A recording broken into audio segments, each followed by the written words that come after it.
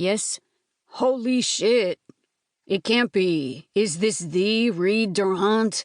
Oh, shut up. Sometimes it's better to answer so you don't have a fit wondering if I'm safe in the dangerous suburbs. Bastian chuckled. He was an easygoing guy who found humor in everything, especially his grumpy older brother.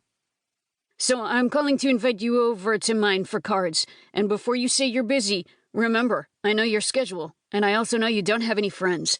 I have plenty of friends. Name one, he growled. When? Probably Thursday. The guys are dying to know if you're an asshole off the ice as well as on. I told them you're even worse. Then I'll try not to disappoint then. Hanging with Hawks players? That might be useful. The door to the staff area crashed open and someone emerged at last. It was her, the smart-ass barista with the pink blonde hair. His pulse rate quickened because he wasn't sure why. Her hair? He supposed that was it. He usually didn't have opinions on hair. Hair didn't usually rate with him at all. But something about this woman and her hair gave him a subtle lift. Perhaps because it signified a push against the grain. He shouldn't appreciate that.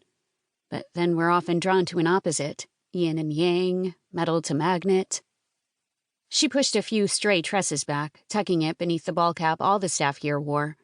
Her features were set in granite. Yet she seemed to become more grim and annoyed on seeing him, as if he was the source of her problems. Each time he came in here, his gaze was drawn to her. A couple of times, he had thought about talking to her. He had wanted to talk to her. Which was strange because he never wanted to talk to anyone.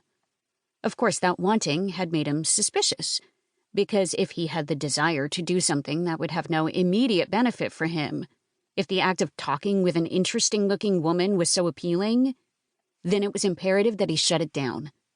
If it didn't help his game, he didn't want to know. He wasn't one for feelings or instincts, but he had the strangest sense about this woman. The pull he felt toward her made him want to step outside his zone. So last week, he had dipped a toe over the edge. He had talked to her about his drink, their common ground, which he assumed she made wrong. She had recited the drink name differently, only she hadn't, but she found it amusing that he would think so. And that was the sum of that. Sometimes he stayed on his phone so he wouldn't have to make small talk with retail employees. He knew it was rude, but better that than awkward. In this moment, he had a feeling it would only make coffee shop girl's day worse. Something lurched in his chest at the thought. I have to go, he murmured to his brother. Okay, I'll text. Reid had already hung up. Hi, can I interest you in a pumpkin spice latte today? This pumpkin spice shit. They were likely obliged to offer this nonsense to everyone regardless. All part of the great American upsell. She should really start with an apology for the length of time she had left him waiting. No, I would like an... Yeah, I know. Extra shot Americano, right? An abrupt response, but she was having a bad day. He knew what that was like. Sometimes he took it out on people at his place of work. Yes, that's it. She nodded tersely and rang it up. He paid with a credit card tap and watched as she headed to the sink to wash her hands. He usually dropped money into the tip jar, and today was no exception. He didn't have a 5, so he left a 20 and pushed the tip box back to the edge of the counter, because he didn't trust the next customer not to help himself. The world was filled with greedy assholes.